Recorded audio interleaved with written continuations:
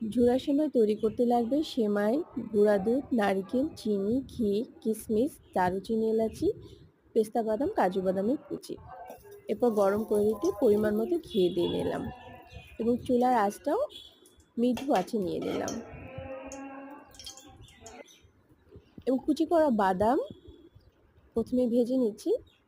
আলতো আলতো ভাবে ভেজে নিতে হবে এবং মৃদু আঁচে এটাকে ভাজতে হবে যাতে পুড়ে না যায়। বাদামগুলো ভাজা হয়ে গেলে এটাকে আমরা উঠিয়ে নিব এবং একই কড়াইতে আমরা কিশমিশ ভেজে নিব। এতে কিশমিশের কালারটা খুব সুন্দর হয়, স্মেলটা অনেক সুন্দর হয়।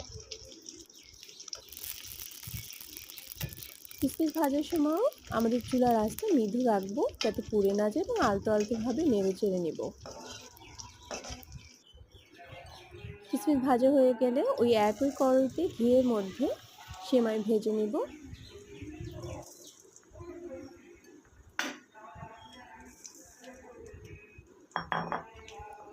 সেমাই ভাজার সময় চুলার আঁচটাকে খুব মৃদু আঁচে রাখবো।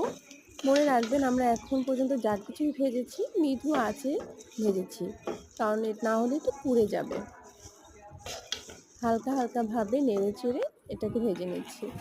ভেজে উঠিয়ে নেওয়ার পরে ওই একই কড়াইতে দুধ, নারিকেল, ভাজা বাদাম, দারুচিনি, এলাচি, কিশমিশ, চিনি সব কিছু দিয়ে তারপর ভালোভাবে নেড়ে চেড়ে রান্না করে নিতে হবে যাতে কাঁচা ভাবটা না থাকে। দেখেন ভালোভাবে নেড়ে চেড়ে রান্না করে নিচ্ছি।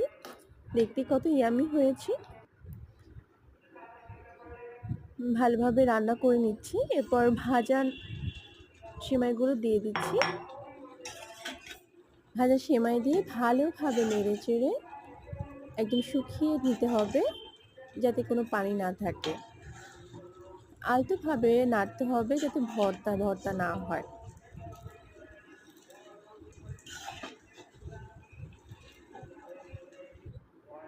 এই যে হয়ে গেছে আমাদের মজাদার টেস্ট ঝুরা সেমাই।